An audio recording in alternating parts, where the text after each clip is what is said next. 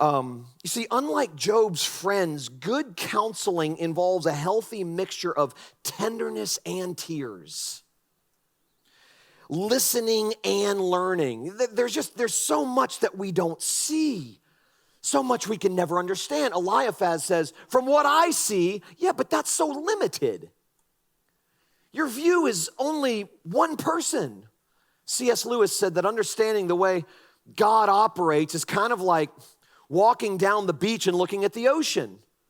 You can see water as far as the eye can see, but what you're seeing is a fraction of what's actually there. Well, that's kind of what is happening here. Eliphaz says, from what I can see, and that should actually disqualify him from sharing his opinion. Because, well, from what you can see, but there is so much more that you can't see. There's so much more going on. So most of the time, instead of trying to explain why someone is suffering, just shut up and weep with those who weep. His friends were great counselors until they opened their mouth. Frederick Buechner, who is a writer who actually recently died, wrote a number of books, but he once described grace this way when he wrote about the Apostle Paul hearing God's voice on the road to Damascus. Remember Paul before he was Paul, when he was Saul, and he's on his road to Damascus to get rid of all these Christians, and God meets him there, knocks him off his high horse, reveals himself to Saul, and Saul becomes Paul, and the rest is history. And so Frederick Buechner described grace this way when he wrote about the Apostle Paul hearing God's voice on the road to Damascus. He said this, Paul discovered that all the brownie points he had been trying to rack up as a super Pharisee had been pointless. God did business with you not because of who you were, but because of who he was.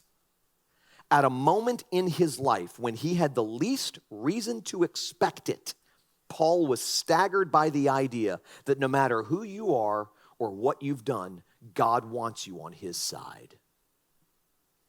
There is nothing you have to do or be. It's on the house. It goes with the territory. God has justified you. He's lined you up. That's grace. It's on the house.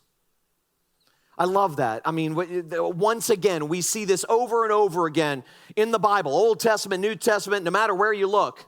You see this over and over again, and I've pointed this out on numerous occasions, that when we are at our worst, God gives us his best. What does Paul say in Galatians? While we were yet sinners, Christ died for us. What does he say when he's introducing communion in Corinthians?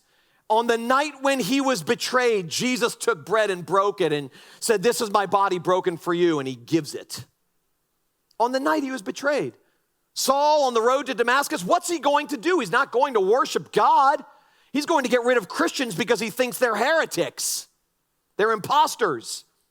It's when he is on the road to Damascus to murder Christians that God meets him, opens his eyes, and loves him into being. Over and over again, we see this throughout the Bible. So the Bible does not support this idea that God is doling out misery in proportion to our sin. It doesn't. You will suffer, as I said, because this world and everything in it, including you, is fallen and broken. But your suffering is not divine payback. In God's presence, you can relax, even in the face of your suffering. I've said this before, that there is no promise in the Bible that God will relieve us of our pain here and now. He won't. But he does promise to be with us when we're struggling. He promises to walk with us, to be with us, to love us, and to accept us in spite of whatever it is we're going through. Whether it is self-imposed, whether we're experiencing consequences because of what we ourselves have done, or we're experiencing consequences because of what someone else has done, or something else that has happened, it doesn't matter. God is with us, loving us, caring for us, supplying us with everything we need, according to his riches and grace.